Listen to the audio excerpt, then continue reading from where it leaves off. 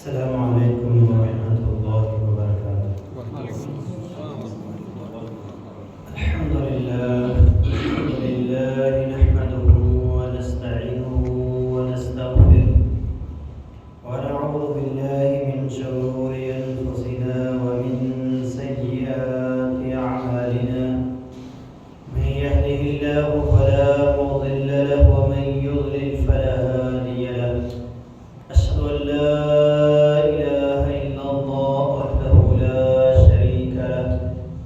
अशहदु अन ला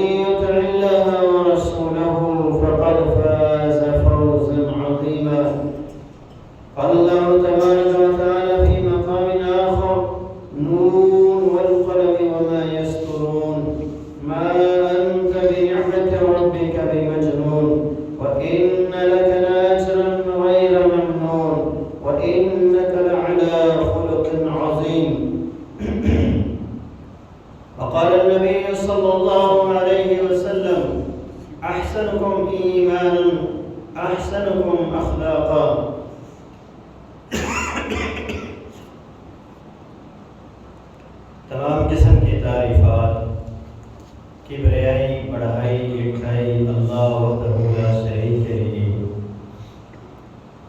जो इस कायनात का खालिक व मालिक है और इस कायनात के निज़ाम को बेहतरीन अंदाज में चलाने वाला है, हर मखलूक की ज़रूरत को पूरा करने वाला है। अल्लाह तबारक व तआला की पाकीज़ा बाबरकत हम्द व सना के बाद दुरूद व सलाम नबी रहमत जनाब मुहम्मद रसूलुल्लाह सल्लल्लाहु अलैहि वसल्लम की ज़ात अक़दस पर। बरदरान इस्लाम, दोस्तों, पर्दा नशीन गाँव में बेटियों, इस्लाम की बेहतरीन चीज़ों के हवाले से गुफ्तगू जारी है। आज के खुतबा जुम्मतुल मुबारक में भी इस्लाम के एक अमल अखलाक़ हसना के हवाले से गुफ्तगू की जाएगी। रसूलुल्लाह सल्लल्लाहु अलैहि वसल्लम का इरशाद गिरामी है, आपने फरमाया, अहसनुकुम ईमानन, तुम में से अच्छा ईमान वाला बंदा वो है, अहसनुकुम अखलाक़ा, जिसका अखलाक बहुत अच्छा है। जिस बंदे का अखलाक अच्छा है वो बेहतरीन मोमिन है, बेहतरीन ईमान का मालिक है। जब कोई बंदा अपने अखलाक को दुरुस्त कर लेता है तो वो بے شمار فوائد حاصل کرتا ہے۔ پہلا فائدہ اسے یہ ملتا ہے کہ وہ نبیوں کی صفات کو اپنے اندر پیدا کرتا ہے۔ اللہ تبارک و تعالیٰ نے جتنے نبی اس کائنات کے اندر مبعوث فرمائے، تمام کے تمام نبی اخلاق کے پیکر تھے، بہترین اخلاق کے مالک تھے، اور سب سے آخر میں آنے والے پیغمبر، میرے اور آپ کے دلوں کی دھڑکن جناب محمد رسول اللہ صلی اللہ علیہ وسلم کے اخلاق کا تذکرہ جب اللہ تبارک و تعالیٰ نے قرآن مجید میں کیا تو اللہ تبارک و تعالیٰ نے قلم کی قسم اٹھائی، اور اس قلم کے ساتھ جن لائنوں کے اوپر لکھا جاتا ہے ان کی قسم اٹھائی، اور پھر فرمایا تیرے رب کی نعمت کے ساتھ کہ تو مجنون، پاگل اور دیوانہ نہیں ہے، وَإِنَّ لَكَ لَأَجْرًا غَيْرَ مَمْنُونٍ، اور آپ کو ہم نے ایسا اجر عطا کیا ہے جو کبھی رکنے والا نہیں ہے، وَإِنَّكَ لَعَلَىٰ خُلُقٍ عَظِيمٍ، اور ہم نے آپ کو بہترین اخلاق کا مالک بنایا، بہترین اخلاق کا مالک بنایا۔ رسول اللہ صلی اللہ علیہ وسلم اپنی بعثت کے جو مقاصد ہیں بیان کرتے ہوئے یہ بات آپ نے ایک دفعہ ارشاد فرمائی، انما بعثت، مجھے اللہ تبارک و تعالیٰ نے اس لیے بھی مبعوث کیا ہے لأتمم مکارم الاخلاق، کہ میں تمام عزت والے اخلاق، اچھے اخلاق کی تکمیل کر کے چلا جاؤں۔ تو نبی علیہ السلام کی آمد کا مقصد بھی یہی ہے کہ دنیا اخلاق کا پیکر بن جائے، آپ کے ماننے والے بہترین اخلاق کے حامل ہو جائیں۔ تو نبیوں کی صفت وہ بندہ اپنے اندر پیدا کرتا ہے جو بندہ اچھے اخلاق کا مالک ہوتا ہے۔ اسی طرح وہ بندہ اہل جنت کی صفات میں سے ایک صفت اپنے اندر پیدا کر لیتا ہے، اور جب تک جنت میں جانے والی صفات انسان کے پاس نہیں ہوں گی تو وہ جنت میں نہیں جائے گا۔ یعنی آپ نے اپنے گھر میں اگر داخل ہونا ہے تو آپ کے پاس گھر میں جانے کے لیے، تالا کھولنے کے لیے چابی ہونی چاہیے۔ جس چیز سے آپ دروازہ کھول کے اندر جائیں گے وہ چیز آپ کے پاس ہونی چاہیے۔ تو اہل جنت کی صفات اگر آپ کے پاس نہیں ہوگی تو آپ جنت میں نہیں جا سکتے۔ رسول اللہ صلی اللہ علیہ وسلم کی اس حوالے سے دو حدیث سماعت فرمائیں۔ نبی علیہ السلام نے ارشاد فرمایا، حسن الخلق من خصائل اہل الجنہ، جنتیوں کی جو خوبیاں ہیں، جو خصائل ہیں، جو بہترین ان کے اوصاف ہیں، ان میں سے ایک یہ بھی ہے کہ ان کا اخلاق بڑا اچھا ہے، بہترین اخلاق کے وہ مالک ہیں۔ اور پھر اللہ کے نبی صلی اللہ علیہ وسلم نے دوسری حدیث میں ارشاد فرمایا، اور یہ ارشاد آپ نے قسم اٹھا کے ارشاد فرمایا، حالانکہ آپ قسم نہ بھی اٹھاتے، آپ کی بات بالکل سچی تھی، پکی تھی۔ آپ نے فرمایا والذی نفسی بیدہ، قسم ہے اس ذات کی جس کے ہاتھ میں محمد صلی اللہ علیہ وسلم کی جان ہے، لا يدخل الجنت الا حسن الخلق، کوئی بندہ تم میں سے جنت میں داخل نہیں ہو سکتا وہ بندہ کہ جس کا اخلاق اچھا ہوگا وہ جنت میں جائے۔ جنت میں جانے والوں کی یہ خوبی، یہ خصلت ہے کہ وہ اچھے اخلاق کے مالک ہوں گے۔ تو دو چیزیں ہوں گی، ایک نبیوں کی صفت اپنے اندر پیدا کریں گے، دوسرا جنتیوں کی صفت کو اپنے اندر پیدا کریں گے۔ تیسرا فائدہ اس کو یہ ہوگا کہ وہ اللہ تبارک و تعالیٰ کا محبوب بن جائے، اللہ تبارک و تعالیٰ اس بندے سے محبت کرنا شروع ہو جائے۔ نبی علیہ السلام نے ارشاد فرمایا، ان اللہ یحب معالی الاخلاق، جس بندے کا اخلاق اعلیٰ ہے بلند پایا اخلاق کا وہ مالک ہے۔ بہترین اخلاق جس انسان کا ہے اس انسان سے اللہ تبارک و تعالیٰ محبت کرتے ہیں، اور جس بندے سے اللہ محبت کرتے ہیں یاد رکھیے اس بندے سے زمین و آسمان کی ایک ایک چیز محبت کرتے ہیں۔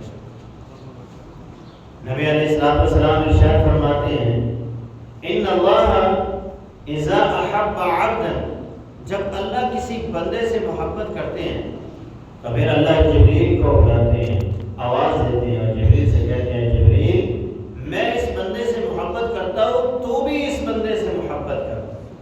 تو سیدنا جبریل اس بندے سے محبت کرتے ہیں۔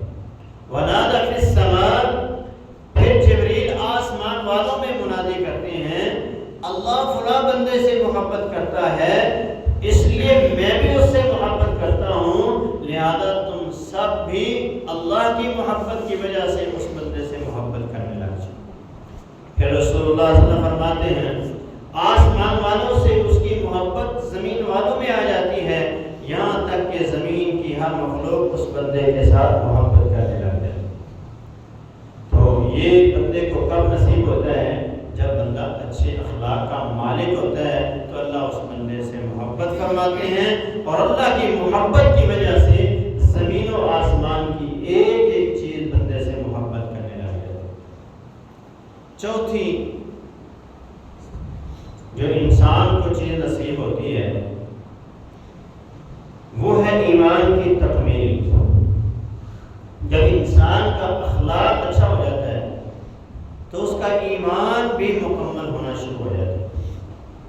رسول اللہ صلی اللہ علیہ وسلم کی حدیث سیدہ عائشہ اس حدیث کی راوی ہیں، فرماتی اللہ کے رسول نے فرمایا ان من اکمل المؤمنین ایمانا، یقیناً مومنوں میں سے کامل ترین ایمان والے وہ ہیں احسنہم خلقا، جن کا اخلاق بڑا اچھا ہے، جو اخلاق کے اچھے ہیں، وَأَلْتَفُهُمْ بِأَهْلِهِ، اور وہ بھی کامل ایمان والے ہیں جو اپنے گھر والوں کے ساتھ محبت کرتے ہیں، ان کے ساتھ نرمی کرتے ہیں، ان کے ساتھ پیار کرتے ہیں۔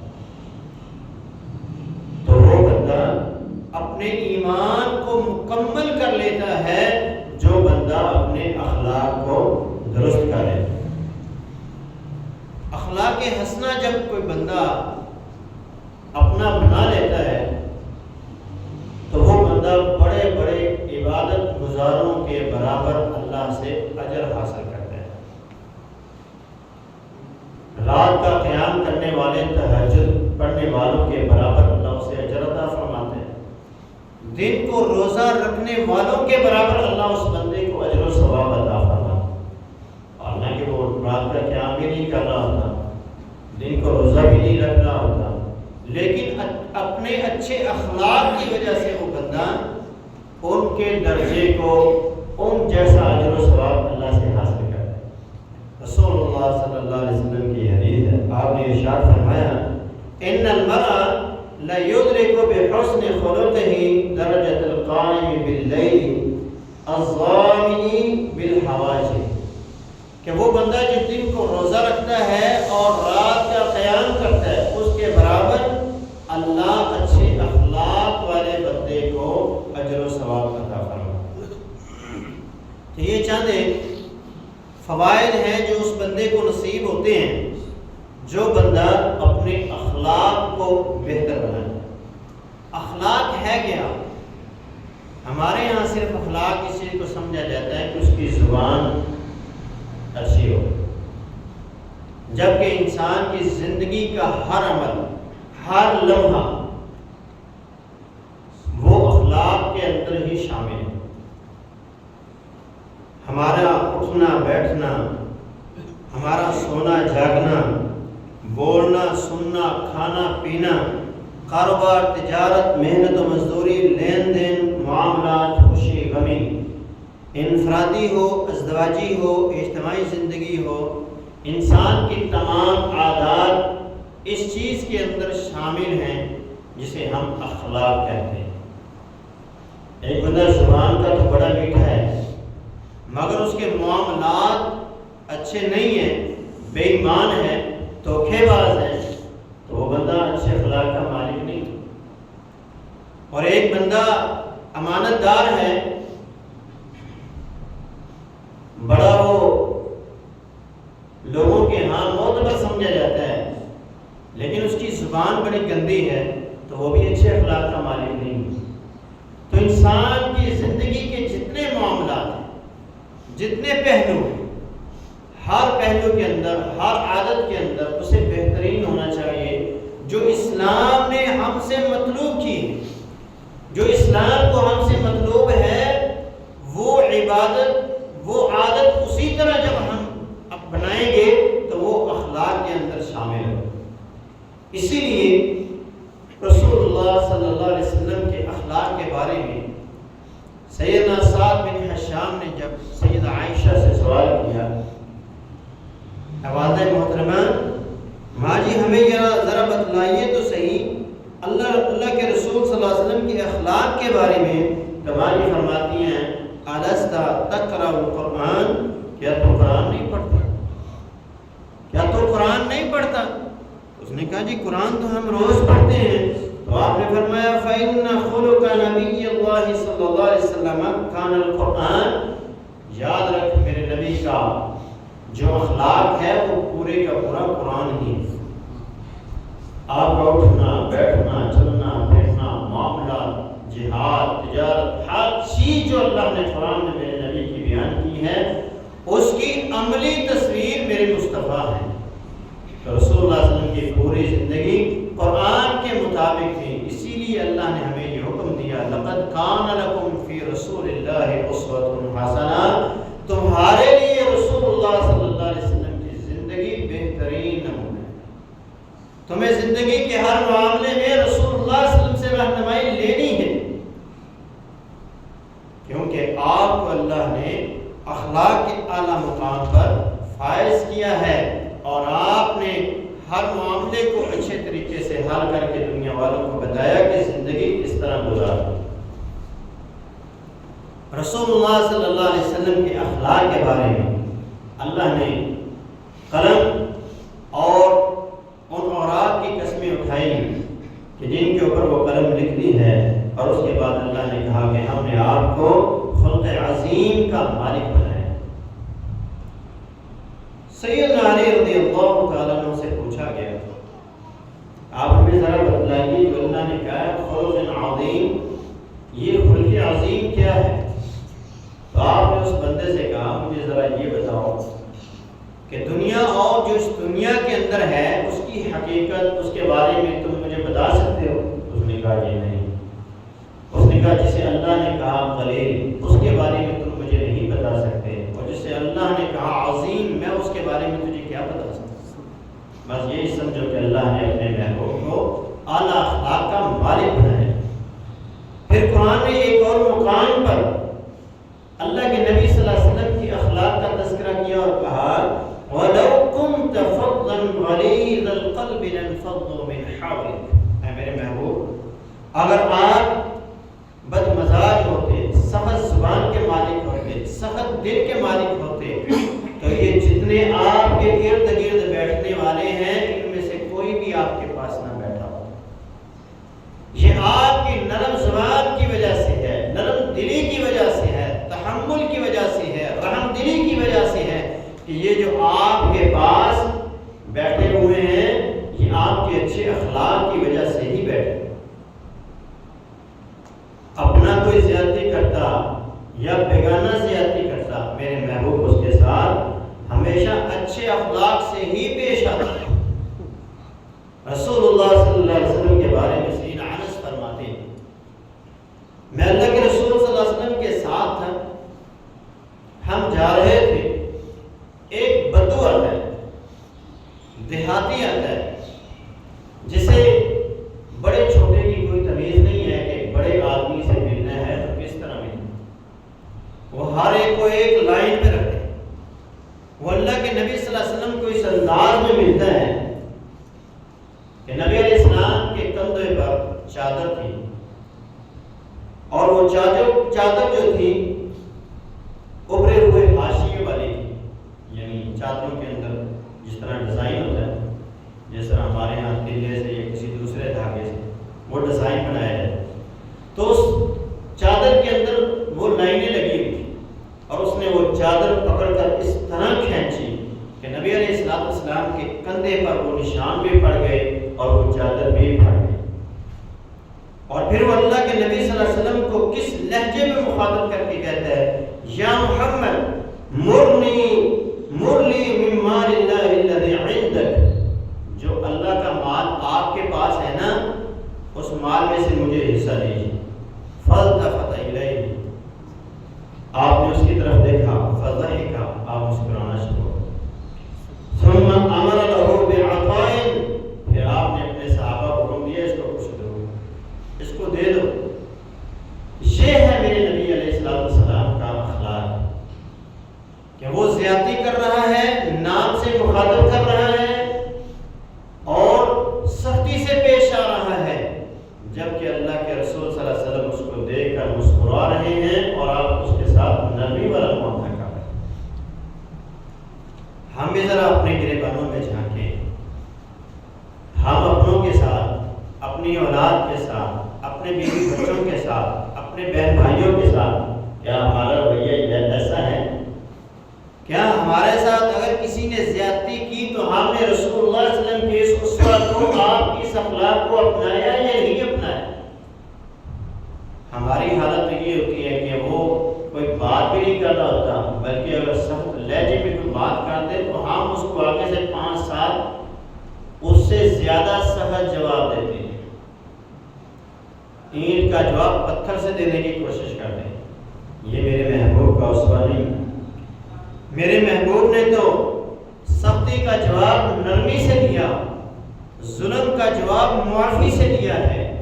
اٹھائیے طائف والوں کے ظلم کو کہ میرے محبوب کے جسم اطہر سے خون بہہ رہا ہے اور اس قدر آپ تکلیف میں تھے کہ ایک درخت کے سائے میں یا دیوار کے سائے میں آپ نے ٹیک لگائی اور آپ کے ساتھ سیدنا زید رضی اللہ عنہ کہا، اللہ کے رسول ان ظالموں کے لیے بد دعا کیجیے جنہوں نے آپ کے خون کو بہایا، جنہوں نے آپ پر ظلم کیا۔ تو میرے محبوب فرماتے ہیں، اللہم اہد قومی فإنہم لا یعلمون، اے اللہ میری قوم میرے مقام مرتبے کو پہچانتی نہیں ہے، تو انہیں ہدایت عطا فرما۔ پہاڑوں کا فرشتہ سامنے کھڑا ہے، آپ حکم دیجیے میرے محبوب اس بستی کو 2 پہاڑوں کے درمیان اس طرح پیس دیتے ہیں جس طرح چکی میں گندم کو پیس کے آٹا بنا دیا جاتا ہے۔ میرے محبوب تو اس قدر رحیم تھے، نرم دل تھے، اچھے اخلاق کے مالک تھے کہ وہ ظلم کر رہے ہیں اور آپ ان کے لیے دعائیں کر رہے ہیں، اور فرمایا مجھے امید ہے کہ اللہ ان کی نسلوں سے ایسے لوگ ضرور پیدا کرے گا جو ایک اللہ وحدہ لا شریک کی عبادت کرنے والے ہیں۔ پھر آپ دیکھیے جب آپ مکہ میں فاتح کی حیثیت سے داخل ہوئے، میرے محبوب مکہ میں داخل ہوئے، مکہ والوں کا ظلم آپ کے سامنے ہے۔ کہیں بلال کو زمین تپتی ہوئی زمین پہ لٹا دیا جاتا، سینے پہ پتھر رکھ دیے جاتے، کہیں سنیرہ کی آنکھوں میں لوہے کی سلائیوں کو گرم کر کے جو ڈالا گیا وہ میرے محبوب کو یاد آتا ہو، کہیں سمیہ کے جسم کے 2 ٹکڑے میرے محبوب کو یاد آتے ہوں گے، کہیں یاسر رضی اللہ تعالی عنہ ان کی موت میرے محبوب کو یاد آتی ہوگی۔ میرے محبوب کو اپنے تمام عزیز و اقربا، تمام ساتھی یاد آتے ہوں گے جن پر ظلم و ستم ہوتا رہا ہوگا، لیکن میرے محبوب مکہ میں داخل ہوتے ہوئے آپ نے اعلان کر دیا، آج جو مکہ میں داخل ہو جائے اسے بھی، جو بیت اللہ میں داخل ہو جائے اسے بھی معافی ہے، جو اپنے گھر کا دروازہ بند کر لے اسے بھی معافی ہے، جو ابو سفیان میرا دشمن ہے اس کے گھر میں داخل ہو گیا اس کے لیے بھی معافی ہے، ہندا کے گھر میں جس نے اپنا لے لی اسے بھی معافی ہے، جو تلوار پھینک دے اسے بھی معافی ہے۔ ہر ایک کے لیے میرے محبوب معافیوں کا اعلان کر رہے ہیں۔ سارے کے سارے سرداران قریش میرے محبوب کے سامنے کھڑے ہیں اور آپ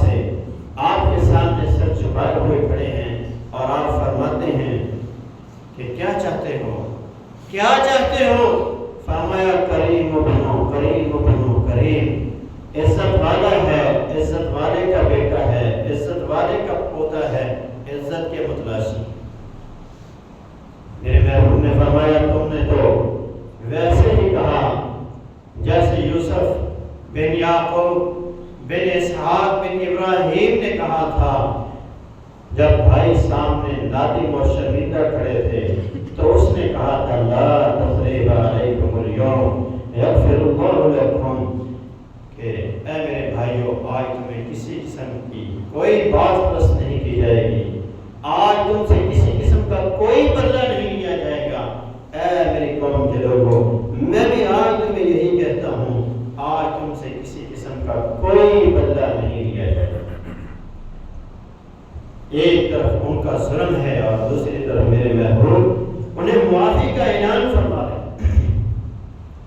سیدنا جابر رضی اللہ عنہ کی حدیث ہے، وہ ارشاد فرماتے ہیں کہ ہم نبی علیہ السلام کے ساتھ غزوہ ذات رقام سے واپس آ رہے تھے، راستے میں ایک جگہ پڑاؤ کیا گیا، ایک غوث نامی مشرک تھا، وہ ہمارے تعاقب میں تھا، اس نے اللہ کے رسول صلی اللہ علیہ وسلم کی تلوار کو اٹھایا اور آپ کو بیدار کیا اور کہا میں یمنعک منی، آج آپ کو مجھ سے کون بچائے؟ نبی علیہ السلام نے اپنی آواز میں روح بھری آواز سے کہا اللہ۔ یہ کلمات لفظ اللہ جب نبی علیہ السلام کی زبان سے نکلا تو مشرک کانپنے لگ گیا اور تلوار اس کے ہاتھ سے گر گئی۔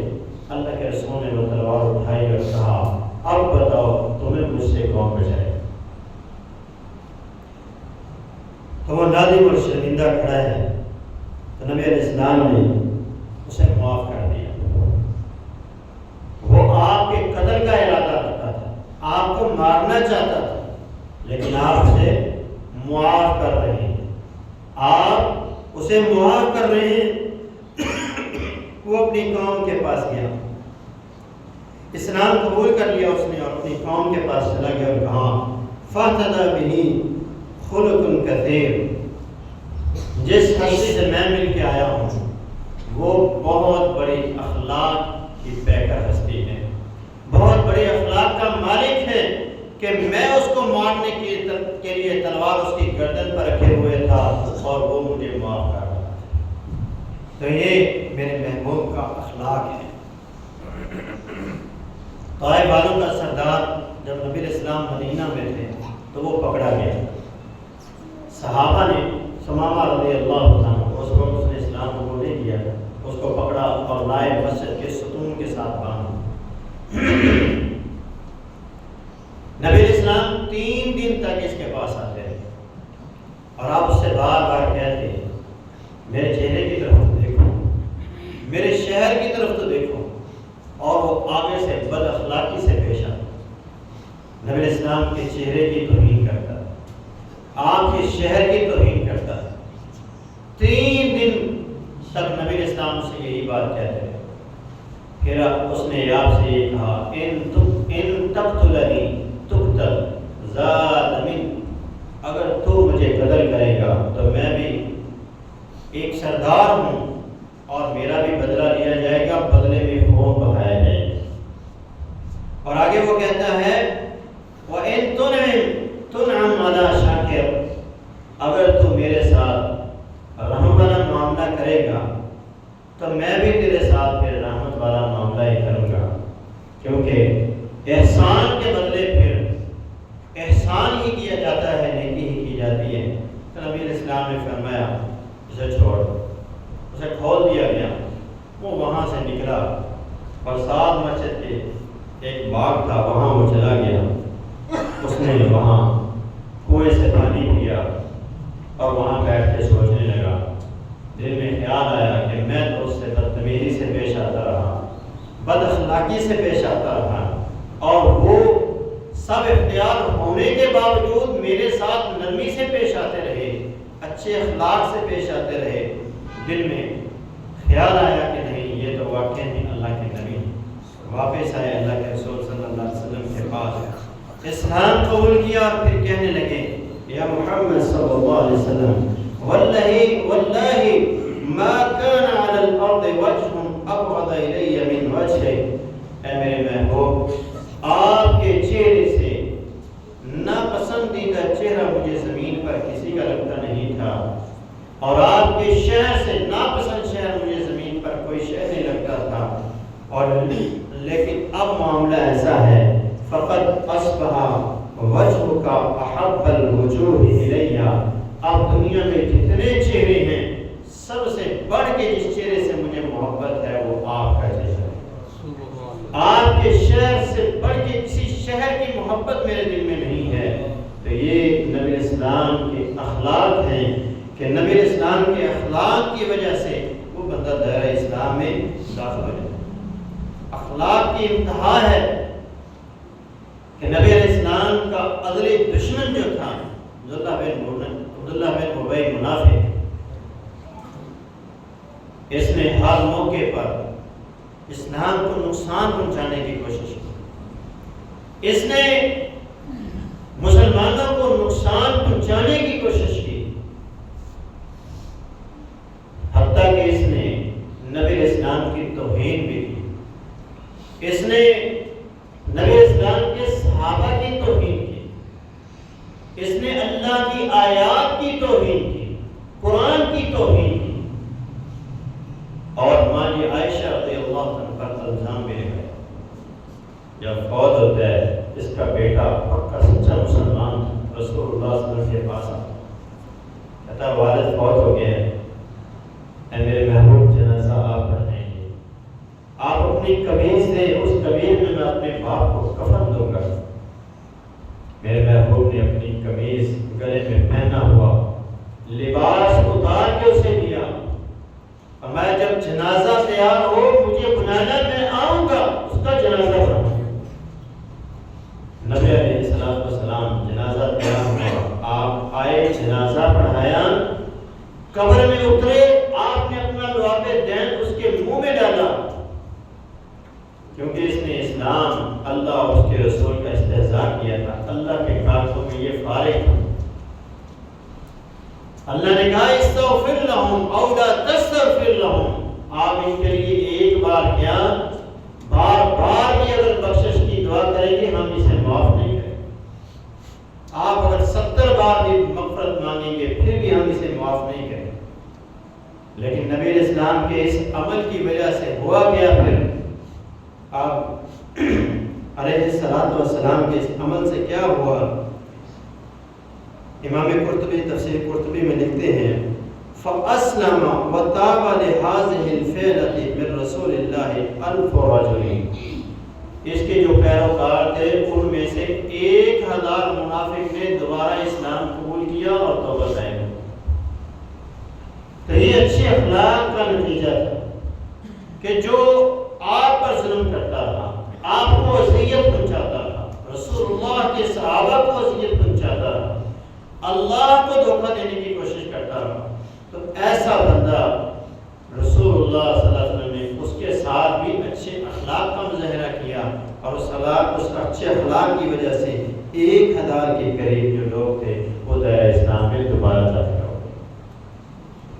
شاعر نے کیا خوب کہا ہے نبی اسلام کے اخلاق کے بارے میں، وہ کہتا ہے محبت کے یوں جس نے دریا بہائے، محبت کے یوں جس نے دریا بہائے، دل ان کا بھی چھینا جو سر لینے آئے، یہ بندہ نوازی کے جوہر دکھائے، خود کھا کے جو اور جواہر لٹائے، خوشی اپنی غیروں کے غم میں بلا دی، دیا درد جس نے اسے بھی دعا دی۔ تو یہ میرے محبوب کے اخلاق ہیں، یہ اخلاق ہم میں سے بھی ہر بندے کو اپنانے، اپنا تکلیف دیتا ہے یا بیگانہ تکلیف دیتا ہے، کاروباری معاملات میں کچھ اونچ نیچ ہوتی ہے تو آپ نے صبر کا مظاہرہ کرنا ہے، اچھے اخلاق کا مظاہرہ کرنا ہے، اپنی زبان سے، اپنے ہاتھ سے، اپنے اعمال سے کسی مسلمان کو، اپنے بھائی کو تکلیف مت دیں۔ یہ اخلاق ہیں جو رسول اللہ صلی اللہ علیہ وسلم نے ہمیں سکھائے ہیں۔ رسول اللہ صلی اللہ علیہ وسلم گھر میں، باہر، اپنوں کے لیے، غیروں کے لیے اخلاق کے پیکر تھے۔ انسان کے اخلاق کا پتہ اس وقت چلتا ہے جب اس کے گھر والے گواہی دیتے. باہر ہم بڑے متقی پرہیزگار بنے ہوتے ہیں، لوگ سمجھتے ہیں بڑے اچھے اخلاق کا مالک ہے، اس کی زبان بڑی میٹھی ہے، ایسا ہے ویسا ہے. لیکن اصل اخلاق اس بندے کا اچھا ہے جس بندے کے گھر سے گواہی ملتی ہے کہ یہ بندہ اچھا ہے. جس بندے کے گھر میں تعلقات اچھے نہیں ہیں، بیوی کے ساتھ، بچوں کے ساتھ، والدین کے ساتھ، بھائیوں کے ساتھ، بہنوں کے ساتھ، رشتہ داروں کے ساتھ، جو اچھا نہیں ہے وہ سمجھے اس کا اخلاق اچھا نہیں ہے. لوگوں سے اچھا سلوک کرنے سے پہلے گھر والوں کے ساتھ اچھا سلوک کیجیے. گھر والوں سے، اپنے گھر سے ابتدا کیجیے کہ آپ کا اخلاق اچھا ہو. باہر بات میں اللہ نے بھی یہی حکم دیا، قُوا أَنفُسَكُمْ وَأَهْلِيكُمْ نَارًا، اپنے آپ کو بھی بچاؤ، گھر والوں کو بھی جہنم کی آگ سے بچاؤ. اور پھر بعد میں بات والوں کی باری. اگر آپ کا اخلاق اپنے گھر والوں کے ساتھ اچھا نہیں ہے تو باہر آپ جتنے مرضی اخلاق کے پیکر بن جائیں، آپ اچھے اخلاق کے مالک نہیں. آپ کا یہ اخلاق آپ کو فائدہ دینے والا نہیں ہے. آپ دیکھیں نبی علیہ السلام کے خادم سیدنا انس رضی اللہ عنہ آپ کے اخلاق کی گواہی دیتے. ہمارے جتنے ملازم ان سے پوچھیں کہ آپ کا مالک کیسا ہے، پتہ چل جائے گا کہ آپ کتنے اچھے اخلاق کے مالک ہیں.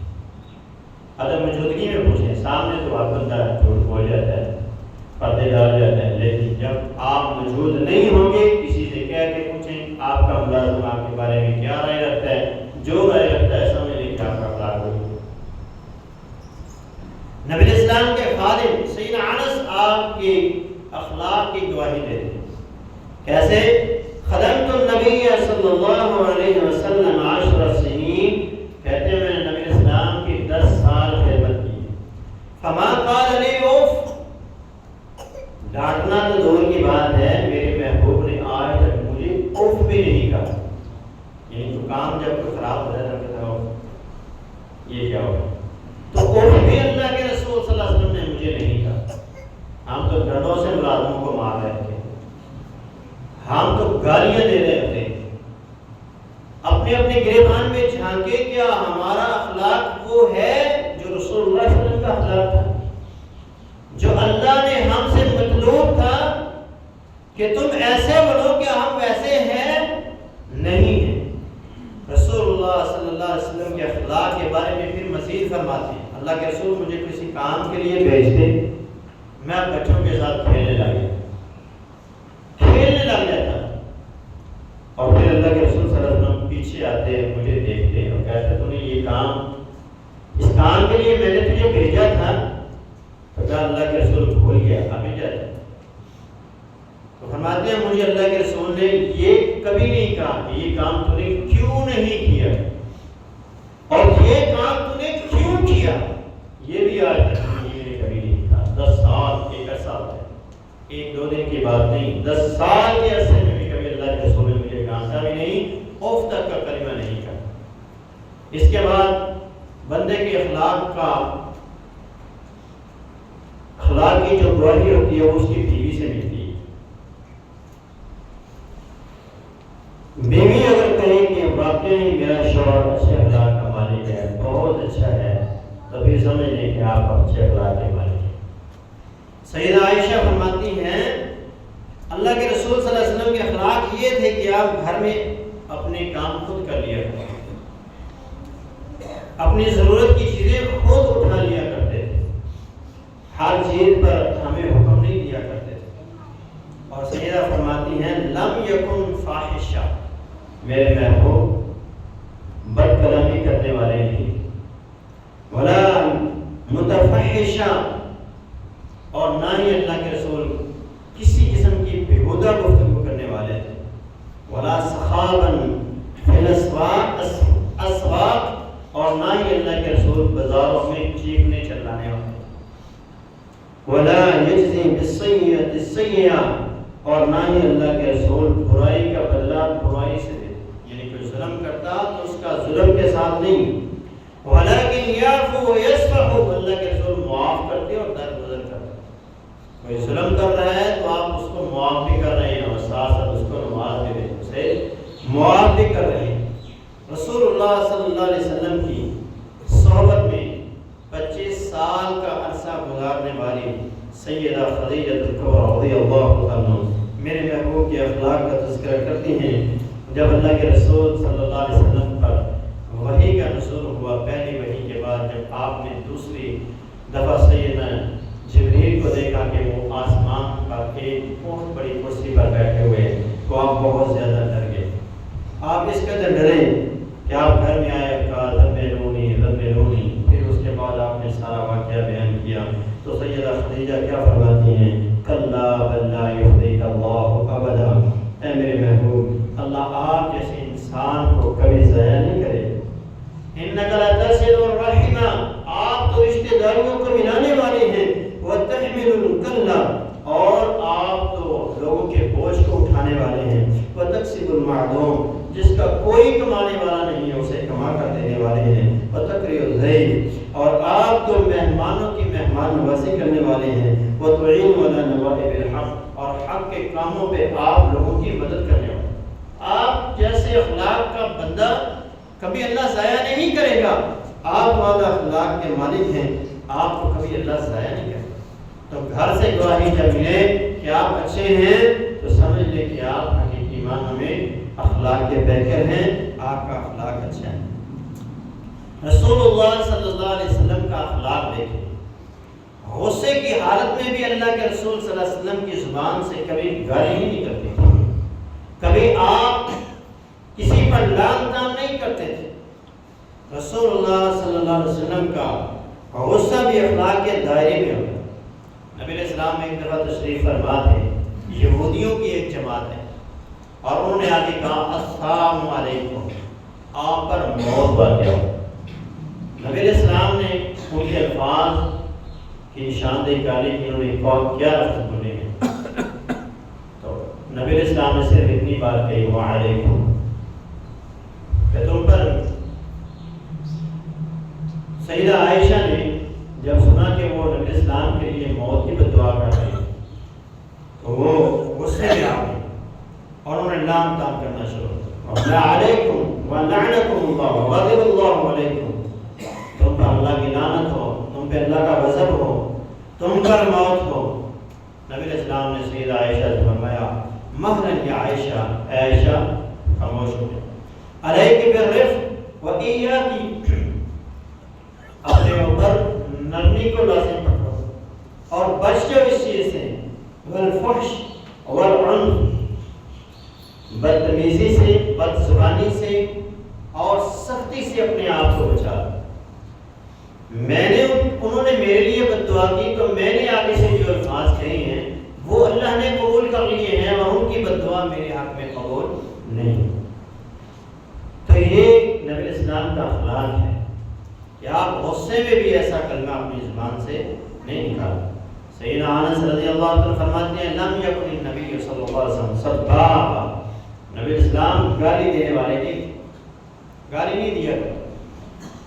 وہ ایک حدیث میں آتا ہے کہ حضرت ابو بکر صدیق اور نبی اسلام جا رہے، تو ایک بندے نے حضرت ابو بکر صدیق کو گالی دی، آپ خاموش رہے، وہ بھی خاموش رہے، دونوں یہ بھائی حضرت ابو بکر صدیق اور نبی اسلام خاموش کھڑے۔ جب اس بندے کی بدتمیزی حد سے بڑھ گئی تو پھر حضرت ابو بکر صدیق نے آگے اس کو جواب دیا، حضرت محمد صلی اللہ علیہ وسلم وہاں سے چل دیا۔ تو نبی علیہ السلام سے حضرت ابو بکر صدیق کہا اللہ کے رسول جب وہ گالیاں دے رہا تھا تو آپ خاموشی سے کھڑے رہے، اور جب میں نے اس کو جواب دیا تو آپ چل دیے۔ فرمایا جب تک تو خاموش رہا تیری طرف سے اللہ کے فرشتے اسے بد دعا دیتے رہے، اس کا جواب دیتے رہے، اور جب تم نے خود جواب دینا شروع کر دیا تو میں نے سمجھا اب یہاں کھڑا رہنا مناسب نہیں ہے، چلا جاتے۔ تو نبی علیہ السلام کی یہ صفت ہے کہ آپ گالی دینے والے نہیں تھے، ولا فاحشہ، آپ بد زبان نہیں تھے، ولا لعان، اور آپ لعن طعن کرنے والے نہیں تھے۔ وَكَانَ يَقُولُ لِأَحَدِنَا عِنْدَ الْمَكْتَبَةِ، فرماتے ہیں سیدنا انس کہ جب نبی اسلام کو غصہ آ جاتا اور نبی اسلام پھر اتنا کلمہ کہہ دیتے ہوتے تھے، تریبت जमीनुहु तरिबत अनफु तरिबत यदा, तेरे हाथ खाकरूद हो जाए, तेरे नाक खाकरूद हो जाए, तेरी पेशानी खाकरूद हो जाए। ये इस तरह के कलिमात नबी इस्लाम कह देते, लेकिन आप लाम तम नहीं किया करते। आप सहाबा से भी यही बात है, अच्छे अखलाक को अपनाओ, आसानियाँ पैदा करो, जुल्म न करो, सख्ती न करो, बचो इन चीज़ों से। ये नबी इस्लाम के अखलाक। आप देखिए नबी इस्लाम मस्जिद में तशरीफ़ फरमा, एक बंदा आता है और वो मस्जिद में आता है और मस्जिद में पेशाब कर रहे हैं। जब वो पेशाब करना शुरू हुआ तो सहाबा उठे उसकी तरफ दौड़ने के लिए, उसको मारने के लिए, रोकने के लिए। नबी इस्लाम फरमाया उसे काटने में तुझे काटा। तो फिर नबी इस्लाम ने एक पानी का बॉल मंगवाया और पेशाब के ऊपर गिराया, उस बंदे को समझाया कि ये मस्जिदें अल्लाह की इबादत के लिए बनाई जाती हैं, बॉल और बराज के लिए नहीं बनाई जाती। इनका ये तकद्दुस है, इनका ये हक है कि इनको साफ सुथरा रखा जाए, कि इनके अंदर इस किस्म का कोई काम न किए। तो ये नबी इस्लाम की सीरत है कि कोई गलत काम होता भी, गुस्से वाला काम भी होता है, उसको भी आप अच्छे अखलाक से ही हैंडल करने की कोशिश करते हैं। तो हमें भी चाहिए कि हम अपने अखलाक को दुरुस्त करें, अपनी बुरी आदत को छोड़ दें और अच्छी आदत जो हैं वो अपनाने की कोशिश करें। रसूलुल्लाह सल्लल्लाहु अलैहि वसल्लम की ज़िंदगी के मुताबिक अपनी ज़िंदगी को बनाएं। बेहतरीन मोमिन अल्लाह के यहाँ वही है जिसका अखलाक सबसे अच्छा है। तो अपने अखलाक को दुरुस्त करें। अल्लाह तबारक व तआला हमें जो सुना है, जो सुनाया है, उसको